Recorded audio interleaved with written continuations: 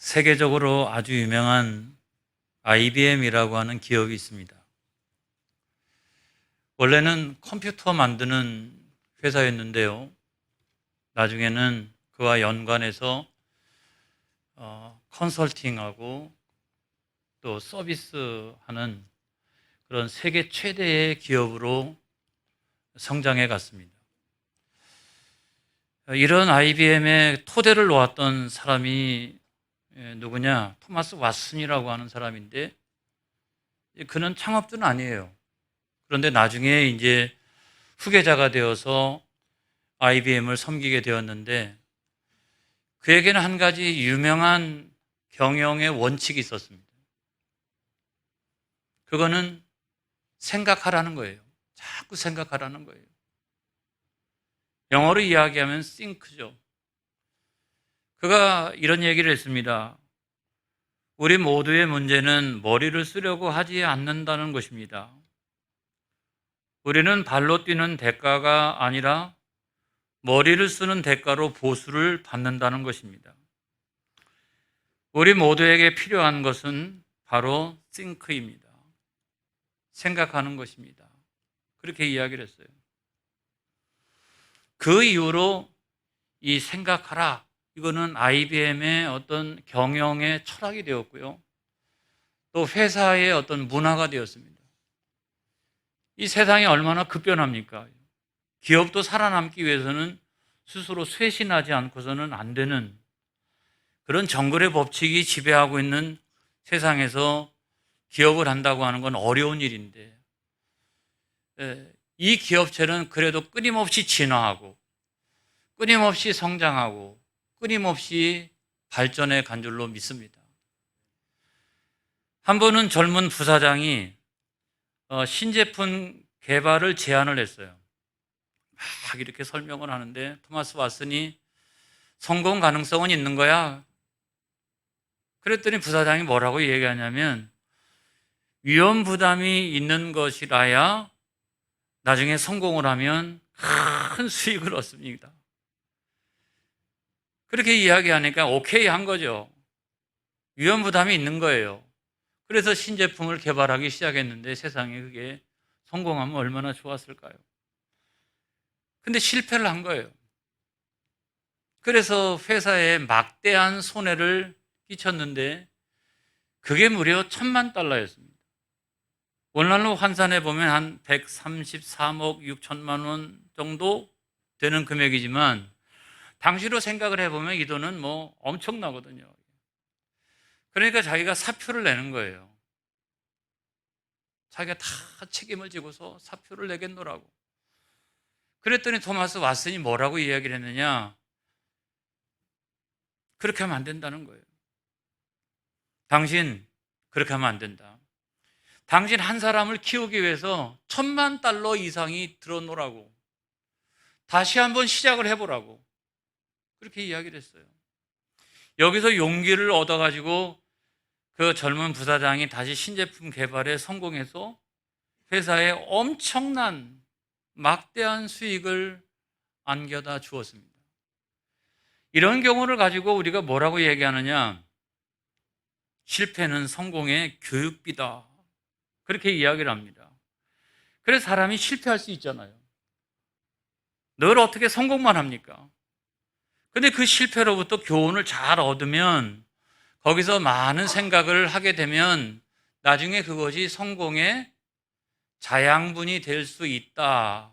이거를 우리들에게 가르쳐주는 이야기라고 생각을 합니다. 그래서 자꾸 생각을 해보는 것이 중요한 것 같아요. 너무 이렇게 진지하게 생각을 하지 않는 것이 문제인 거예요. 우리가 성경을 많이 보고 묵상하는 이유도 다른 게 아닙니다. 하나님의 생각이 무엇인지, 하나님의 뜻이 무엇인지, 하나님의 섭리가 무엇인지 아버지 내가 알고자 합니다. 그렇기 때문에 우리가 성경을 많이 보고 또 묵상하는 이유가 거기 있다는 거예요. 여러분 한번 생각을 해보세요. 여호수아서 6장에 보면 여리고성 전투 이야기가 나오잖아요. 그 난공불락의 성이었던 여리고성, 거기서 승리하기가 대단히 어려웠어요. 근데 어떻게 해서 승리를 했습니까? 다른 게 아니잖아요. 하나님 말씀에 잘 순종했더니 승리하게 된 줄로 믿습니다. 할렐루야. 너희들은 말이야, 저 여리고성을 하루에 한 바퀴씩 돌고 6일 동안은 그렇게 해. 근데 마지막 일곱째 날에는 7바퀴를 돌고서 나팔 소리가 울려 퍼지면 모두가 한꺼번에 외치는데 어떻게 해요? 여리고성아 무너져라. 할렐루야. 그렇게 하면 무너지게 될 것이다. 그 말씀 그대로 됐잖아요. 여호수아서 7장에 보면은 아이성 이야기가 나옵니다. 근데 그 전쟁에서 이스라엘이 패배를 하게 됩니다. 왜 그랬을까요? 아이성 그 전체 주민의 숫자를 주석이나 뭐 여러 가지 자료를 가지고 다 이렇게 찾아보면 조금씩 차이가 있습니다만은 그들 전체 숫자가 12,000명밖에 안 돼요. 이스라엘 백성들은 장정만 60만 명입니다, 여러분. 여자들, 노인들, 어린아이들 다 합치면 200만 명이나 되는 엄청난 숫자를 가지고 있습니다. 그런데도 불구하고 그 전쟁에서 패배하게 돼요. 왜 그랬습니까? 현상적으로 보면 너무 얕봤기 때문에 그렇다. 근데 여러분, 이거는 주변적인 요인입니다. 주변적인 요인. 성경이 그렇게 절대로 말씀하고 있지 않다는 사실을 우리가 생각을 해야 돼요. 성경은 왜 이 전쟁에서 패배했느냐, 다른 게 아니라는 거예요. 죄 때문에 그렇다. 죄 때문에 그렇다.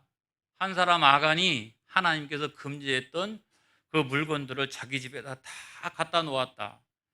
그것 때문에 전쟁에서 패배하게 되었다. 나중에 그 아간을 정리하고 그러고 난 다음에 전쟁에서 승리하지 않습니까? 여기에서 여호수아는 많은 생각을 하게 되었어요. 여러분, 그렇게 생각을 많이 하는 게 중요합니다. 많은 생각을 하게 되었어요. 그래서 내린 결론이 어떤 거냐면 이 세상에 있는 모든 전쟁은 다 영적인 전쟁이다. 눈에 보이는 것이 절대로 전부가 아니다. 이긴다, 진다 함부로 말하지 마라. 모든 것은 다 영적인 데 있다. 그래서 이스라엘 백성들이 절대로 이길 수 없으리라고 생각했던 이 여리고성, 거기에는 하나님 말씀대로 순종했더니 승리를 했고요. 아이성은 아이고 저거 작은 성에 불과한데 저거 얼마든지 우리가 능히 이길 수가 있어. 그리고 나갔던 전쟁에서 그들이 패배를 하게 됩니다.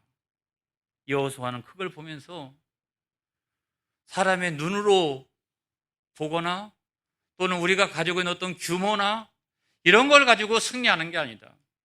성도의 모든 전쟁은 어디에 성패가 있다? 영적인 데 있다. 이걸 아주 철저하게 깨닫게 되었어요. 여러분 믿으시기를 축복합니다. 그리고 두 번째는 우리는 하나님의 군대 아니냐. 우리는 하나님의 군대다. 하나님의 군대는 절대로 패배할 수가 없습니다, 여러분. 하나님의 군대는 늘 승리할 수밖에 없어요. 오늘날에도 마찬가지 아닙니까? 예수님께서 십자가 위에서 사단과의 영적인 전쟁을 벌이셔서 승리하신 줄로 믿습니다.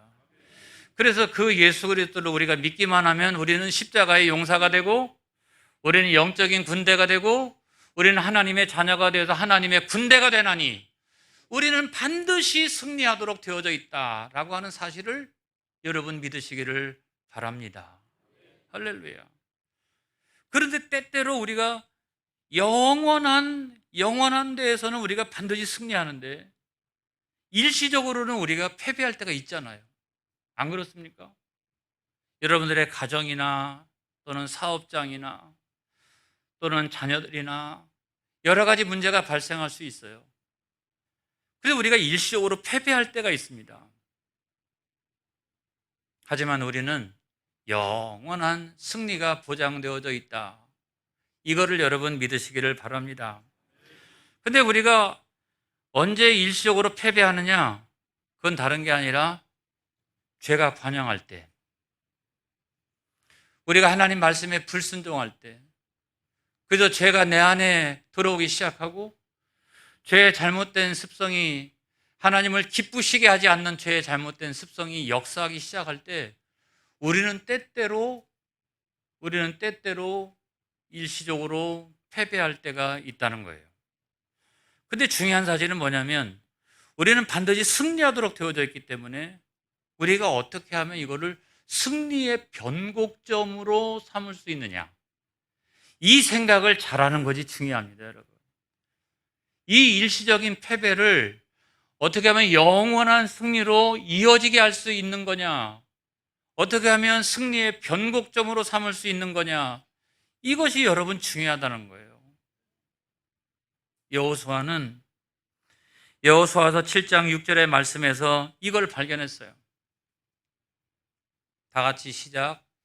여호수아가 옷을 찢고 이스라엘 장로들과 함께 여호와의 궤 앞에서 땅에 엎드려 머리에 티끌을 뒤집어 쓰고 저물도록 있다가, 할렐루야, 이게 승리의 변곡점이었다는 거예요. 여러분, 땅에 엎드려서 머리에다가 티끌을 뒤집어 쓰고 옷을 찢고, 이것이 뭐 하는 행동입니까? 이거는 회개하는 거잖아요. 하나님 아버지, 내가 잘못했습니다. 지난번에는 내가 순종해서 승리했지만은 이번에는 우리 안에 죄가 들어오고 불순종이 가득했기 때문에 우리가 실패했습니다. 아버지 하나님, 우리 모두가 다 잘못했습니다. 회개합니다. 라고 하면서 옷을 찢고 그 다음에 머리에다가 티끌을 뒤집어 쓴 그 순간, 그 회개하는 그 순간이 다시 승리하는 변곡점이 됐다는 사실을 여러분 믿으시기 바랍니다. 그래서 여호수아서 이 7장 6절 이전과 이후가 굉장히 달라져요. 그 다음부터는 하나님께서 승리할 수밖에 없는 디딤돌을 놓아주세요. 할렐루야. 디딤돌을 놓아주세요. 여러분, 디딤돌이라고 하는 것은 내가 그거를 밟기만 하면 잘 올라갈 수 있는 거잖아요. 디딤돌이 있는 사람하고 디딤돌이 없는 사람하고는 큰 차이가 있습니다. 근데 내 인생에 무슨 일을 하든지 이렇게 디딤돌이 딱 있으면 나는 좀 앞서갈 수가 있는 거예요, 나는 늘. 근데 하나님께서 디딤돌을 딱 놓아주시기 시작하십니다. 그래서 첫 번째로 나타나는 현상이 어떤 거냐면 내 마음속에 있었던 낙심이 떠나가기 시작하고 알 수 없는 용기가 나기 시작을 합니다. 할렐루야. 우리가 신앙생활을 해나가다 보면 그런 순간을 경험합니다. 여호수아서 8장 1절의 말씀을 보겠습니다. 시작. 여호와께서 여호수아에게 이르시되 두려워하지 말라, 놀라지 말라, 군사를 다 거느리고 일어나 아이로 올라가라. 보라, 내가 아이 왕과 그의 백성과 그의 성읍과 그의 땅을 다 내 손에 넘겨 주었으니 그랬어요. 여러분, 우리가 언제 크게 낙심합니까, 여러분? 크게 낙심하는 순간이 어느 때입니까? 나는 절대로 못 이겨. 그래도 진짜로 해보니까 못 이겼어요. 그럼 낙심이 됩니까? 내가 원래도 이거 못 이긴다고 생각을 했어요. 근데 진짜로 해보니까 못 이겼어요. 그러면은 낙심이 별로 안 돼요. 그런데 그런 순간에 승리를 했다면 기쁨은 10배. 할렐루야. 기쁨은 10배. 그게 뭐냐면 여리고성 전투 이야기거든요. 그런데 내가 충분히 이길 수 있어. 내가 얼마든지 이길 수 있어. 내가 저건 당연히 이기는 거야. 그랬는데 나가가지고 졌어요. 그런 때 낙심이 크게 우리에게 찾아오게 됩니다. 어느 정도 낙심이 찾아왔느냐? 여호수아서 7장 5절에 있는 말씀을 보겠습니다. 시작. 아이 사람이 그들을 36명쯤 쳐 죽이고 성문 앞에서부터 스바림까지 쫓아가 내려가는 비탄길에서 쳤으므로 백성의 마음이 녹아 물같이 된지라 그랬어요. 어느 정도냐면 200만 명이나 되는 사람들이요, 백성이라고 표현했잖아요. 200만 명이나 되는 사람들이 12,000명 앞에서 마음이 녹아가지고 물같이 됐다는 거예요. 저는 그게 이해가 안 되더라고요. 여러분, 이해가 안 돼요. 200만 명하고 12,000명하고 싸우면 누가 이깁니까? 200만 명이 이기잖아요. 그런데 저들을 얕보고서 몇 명이 나갔냐면 이스라엘 군사가 3,000명이 나갔거든요. 3,000명하고 12,000명하고 싸우면 누가 이깁니까? 12,000명이 이기죠. 그래서 그 전쟁에서 패배해가지고 36명이 죽었다. 저는 이해가 돼요. 12,000명하고 3,000명하고 싸웠는데 거기서 패배해가지고 36명이 죽었다. 아, 그럴 수도 있겠구나 이런 생각이 듭니다. 근데 우리가 여기서 크게 깨닫는 바가 있어요.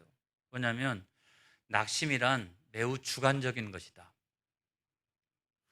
낙심이란 매우 주관적인 것이다. 사람마다 달라요. 어떤 사람은 어마어마한 문제가 생겼는데도 불구하고 별로 낙심을 안 하는 사람도 있어요. 근데 어떤 사람은 아주 작은 문제가 생겼는데도 그때마다 목사님 어찌하면 좋습니까? 막 이런 사람도 있잖아요. 감기만 걸려도 목사님 제가 죽을 것 같습니다. 제가 볼 때는 별거 아닌 문제인데 저거 능히 다 극복해 나갈 수 있는 그런 문제인데도 불구하고 목사님 큰일 났습니다. 우리는 안 됩니다. 완전히 망하게 생겼습니다. 그렇게 이야기하는 사람들이 있잖아요. 그걸 우리가 침소봉대한다 그렇게 말하잖아요. 침에 불과한 건데 그게 무슨 몽둥이로 보인다든지 무슨 봉으로 보인다든지 그러면 안 되잖아요. 그래서 이 낙심이라고 하는 것은 사람마다 다르다. 사람마다 다 누구나 다 똑같은 게 아니라 그게 다 다르다. 근데 지나친 낙심은 매우 위험하다. 이런 말씀을 제가 드리고 싶어요. 여러분 너무 낙심하잖아요. 지나치게 지금 낙심하고 있잖아요. 그래서 마음이 녹아가지고 뭐같이 되었다? 물과 같이 되었다. 온 백성들이. 여러분 그게 이해가 됩니까?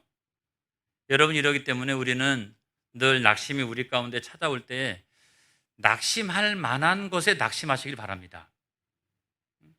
사람이 또 너무 또 이렇게 나는 언제나 이렇게 강해. 이게 낙심할 만한 것에 낙심하고 문제의 크기에 맞게 낙심하는 건 그래도 괜찮은 거예요. 근데 문제는 뭐냐면 이 모든 문제의 크기보다 더 크신 하나님. 할렐루야. 그래서 우리는 하나님이 언제나 내 인생의 디딤돌이 되어주시기 때문에 내가 그 하나님을 의지하면 하나님께서 디딤돌이 되어주시고 그 하나님께서 우리에게 용기를 주신 하나님으로 나타나십니다. 두려워하지 말라. 놀라지 말라. 내가 이 아이의 왕과 그의 백성들과 그의 성읍과 이 땅을 내게 주리라. 할렐루야. 여러분 하나님께서 여러분의 인생에 디딤돌이 되어주시고 있어요. 그러면은 낙심은 점점점 물러가기 시작하고 내 안에서 알 수 없는 용기가 새록새록 피어나기 시작하고 그런 역사가 일어나는 거예요. 그게 여러분 신앙생활이라는 것을 믿으시기를 축복합니다. 두 번째로는 하나님은 승리의 전략을 주신다. 이게 키포인트예요. 하나님은 우리들에게 승리의 전략을 주신다. 여호수아서 8장 2절에 있는 말씀을 보겠습니다. 시작. 너는 여리고와 그 왕에게 행한 것 같이 아이와 그 왕에게 행하되 오직 거기서 탈취할 물건과 가축은 스스로 가지라. 너는 아이 성 뒤에 복병을 둘지니라 하시니 그랬어요. 누가 말씀하신 거예요? 하나님께서 여호수아에게 말씀하신 거예요. 이 전략은 뭡니까? 복병을 숨겨놓는 전략이잖아요. 그래서 여기 긴 말씀입니다만은 제가 친절한 목사니까 그거를 간략하게 설명해 드리면 이런 거잖아요. 지난번에는 12,000명하고 3,000명이 나가서 싸우다가 졌잖아요. 요번은 어떻게 했냐면 12,000명이 성 안에 다 이렇게 있는데 성 위에 북쪽에다가 세상에 3만 명을 매복시켜 놨어요. 3만 명을. 12,000명을 위해서.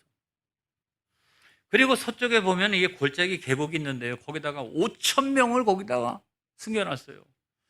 그리고 난 다음에 여호수아가 나머지 모든 백성들을 독려해가지고 전장터에 나갑니다. 그랬더니 아이성 사람들이 옛날 생각하고 우리가 나가기만 하면 저들이 다 도망칠 것이다 라고 생각하고 우르르 나왔다가 성이 어떻게 됐어요? 텅 비게 되었잖아요.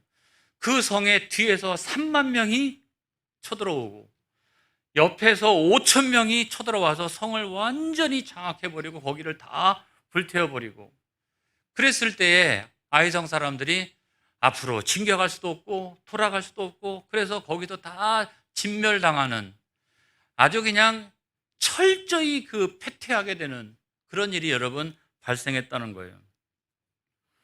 저는 어려서부터 삼국지를 많이 읽었어요. 이게 무슨 삼국지에 나오는 이야기인 줄 알았어요. 근데 하나님께서는 여리고성의 전투, 이거는 뭐 인간이 도무지 어떻게 해볼 수가 없어요. 기어 올라갈 수도 없고. 이런 때 하나님의 전략은 기적을 나타내는 전략입니다. 사람이 어떻게 방법이 없잖아요, 여기는. 그런데 아이성 같은 경우는 전략만 잘 쓰면은 얼마든지 이길 수가 있어요. 그랬을 때 하나님께서 이번에는 기적이 아니라 전략을 말씀해 주셨어요. 그리고 그 전략대로 했더니 승리하게 된 줄로 믿습니다. 이와 같이 하나님은 어떤 하나님? 하나님은 승리하시는 하나님. 우리에게 승리를 주시는 하나님. 할렐루야. 하나님 안에는 승리할 수 있는 전략이 기적을 통해서 주시는 승리뿐만 아니라 그 모든 상황에 맞게 맞춤형으로 주시는 그런 전략들이 다 있는 거예요. 이걸 믿으시기를 축복합니다. 할렐루야. 근데 문제는 뭐냐면 그 하나님의 그 승리케 하시는 전략을 공급받는 일이 중요하잖아요. 우리가 어떻게 하면 그걸 공급받을 수 있을까요? 첫 번째로는 기도하면 됩니다. 할렐루야. 제가 여러분 여러 번 간증합니다마는 제 모든 목회적인 전략은 새벽에 무릎을 꿇고 하나님 앞에 엎드려 있으면 하나님 다 주시는 거예요. 어떤 때는 큰 것도, 어떤 때는 작은 것도 그냥 기가 막힌 거예요. 무릎을 꿇고 머리만 숙이면 하나님께서 그런 전략들을 주세요. 할렐루야. 그리고 또 다른 하나는 뭐냐면 영원한 승리의 말씀, 복음, 할렐루야, 성경의 말씀입니다. 그래서 우리가 성경 말씀을 잘 읽고 묵상하고 이러면 이거는 우리를 구원에 이르게 하는 길, 할렐루야, 우리를 승리케 하는 길, 이 모든 전략이 하나님 말씀 가운데 다 있는 줄로 믿습니다. 할렐루야. 그래서 우리는 이 길을 통해 가지고 하나님께서 우리에게 승리의 전략을 주시는 거예요. 성경 많이 읽으시기를 축복합니다. 이 어려운 때는 성경을 많이 읽는 게 제일 중요해요. 매일매일 같이 큐티하시기를 바랍니다. 그래서 저의 결론은 어떤 거냐면 이런 거예요. 실패해서 성공의 교훈을 찾으라. 제가 모두에 말씀드렸던 것처럼 생각하라는 거예요. 생각하라. 여러분, 여호수아서 8장 5절로부터 6절까지 있는 말씀을 한 번만 더 보겠습니다. 다 같이 시작. 나와 나를 따르는 모든 백성은 다 성읍으로 가까이 가리니 그들이 처음과 같이 우리에게로 쳐 올라올 것이라. 그리할 때에 우리가 그들 앞에서 도망하면 그들이 나와서 우리를 추격하며 이르기를 그들이 처음과 같이 우리 앞에서 도망한다 하고 우리의 유인을 받아 그 성읍에서 멀리 떠날 것이라. 우리가 그들 앞에서 도망하거든. 자, 여기서 보면 아이 사람들이 저렇게 할 것이라고 여호수아가 지금 이야기하고 있는 거예요. 우리가 유인하면 저들은 다 지난번처럼 우리가 다 공격하면 자기들이 승리할 줄 알고 무조건 다 나오게 될 것이다 라고 이야기를 하는 거예요. 이 얘기는 무슨 얘기입니까? 아이성 사람들은 아무런 생각을 하지 않는다는 거예요. 지난번에 이겼기 때문에 이번도 똑같은 방식을 사용하면 이길 것이라고 생각을 했다는 거예요. 그런데 이스라엘 백성들은 하나님께서 승리의 전략을 주셨기 때문에 그 승리의 전략을 가지고 이 전쟁에 임하게 됩니다. 지난번하고는 판이한 방법을 가지고 지금 이 전쟁에 임하고 있는 거예요. 생각이 있는 것과 생각이 없는 것 사이에는 엄청난 차이가 있는 거죠. 여러분, 베드로를 한번 생각을 해보세요. 3번에 걸쳐서 주님을 부인했습니다. 실패했잖아요. 근데 그렇게 하고 나가지고 나가서 어떻게? 대성통곡을 합니다. 왜요? 생각을 한 거잖아요. 내가 뭘 잘못했는지. 예전에 하셨던 주님의 말씀이 기억나고 그것이 나를 향하신 주님의 말씀이었구나 라고 생각하고서 막 대성통곡을 하는 거예요. 그러고 난 다음에 그는 위대한 사도가 된 줄로 믿습니다. 할렐루야. 제가 아는 어떤 목사님이 있는데요, 인천에서 아주 그냥 크게 목회하시다가 지금은 은퇴하신 분이에요. 그분이요, 중학교, 옛날에는 중학교도 명문중학교 있었어요. 고등학교도 명문고등학교, 대학교도 명문대학교를 나오고 신학을 저희가 나왔던 학교에서 한 1년간 수학을 했다가 나중에는 장신대로 가가지고 나중에는 이제 그쪽에서 그 사역을 했는데 그분이 이제 그 한 2,000명 정도 모이는 교회의 담임 목사로 청빙이 됐어요. 담임 목사로 청빙이 됐는데 내가 지금까지 어떻게 명문 쫙 이래가지고 나왔기 때문에 자신감이 충만했어요. 그러니까 내가 최선을 다하기만 하면 교회는 부흥한다 그렇게 생각을 하고 이제 그 교회 목회를 열심히 그래도 최선을 다해서 했어요. 그러다가 어느 날 간암에 걸렸습니다. 그래가지고 그게 3기까지 됐어요. 나중에는 복수가 차오르기 시작해가지고 뭐 감당할 길이 없어요. 이런 상황이 되었는데 그때 문득 생각났던 하나님의 말씀이 뭐냐면 마가복음 9장에 있는 말씀이거든요. 할 수 있거든요. 무슨 말이냐? 믿는 자들에게 능치 못함이 없느니라. 너는 맨날 설교하면서 이 말씀이 자기를 사로잡는 거예요. 그리고 그때 이제 하나님 앞에 회개하기 시작했습니다. 하나님 아버지, 지금은 내가 막 명문 나왔고 막 이걸 갖고 자랑 삼고 이렇게 목회를 했는데 내가 이제는 하나님의 영광을 위해서 내가 목회하겠습니다. 하나님 나를 살려주시옵소서. 그러면서 막 그냥 생명을 내걸고 기도하기를 시작을 했어요. 그러던 어느 날 혈변을 눕기 시작을 하는 거예요. 혈변. 무려 12번. 복수가 점점점 빠지기 시작하더니 나중에 다 나은 줄로 믿습니다. 할렐루야. 그것뿐만 아니라 자기에게 놀라운 성령의 능력이 나타나기 시작하는 거예요. 교회 안에 성령의 은사가 충만하기 시작합니다. 그랬더니 막 그냥 성도들이 힘을 내가지고 나가서 전도하기 시작하고 교회가 막 불붙는 것처럼 일어나기 시작하더니 나중에 교회가 7만 명이 되는 엄청난 교회로 부흥하고 성장을 했어요. 여러분, 우리는 자꾸 생각을 해야 합니다. 할렐루야. 우리는 하나님의 능력을 의지해야 됩니다. 여러분, 다윗이 나중에 어떤 고백을 했냐면 시편 42편 5절에 있는 말씀에 보면 이런 고백을 했어요. 시작. 내 영혼아 내가 어찌하여 낙심하며 어찌하여 내 속에서 불안해하는가. 너는 하나님께 소망을 둬라. 그가 나타나 도우심으로 말미암아 내가 여전히 찬송하리로다. 아이성 전투의 처음과 끝 모든 승리의 원동력은 하나님이셨습니다. 그렇기 때문에 그 하나님이 내 인생에다가 디딤돌만 놓아주시면 우리는 승리하게 될 줄로 믿습니다. 우리는 일어나게 될 줄로 믿습니다. 우리 교회는 부흥하게 될 줄로 믿습니다. 여러분의 가정과 교회와 사업장에 엄청난 일들이 일어나게 될 줄로 믿습니다. 하나님 우리를 도와주시옵소서. 하나님 우리 교회를 도와주시옵소서. 성도들의 사업장을 도와주시옵소서. 성도들의 자녀들을 도와주시옵소서. 할렐루야. 엄청난 역사가 일어나는 거예요. 그래서 내 힘대로 살아가지 않기를 바랍니다. 하나님 도와주는 힘으로 살아갈 수 있는 저와 여러분 되어지시기를 축복합니다. 축복합니다. 축복합니다. 기도하겠습니다.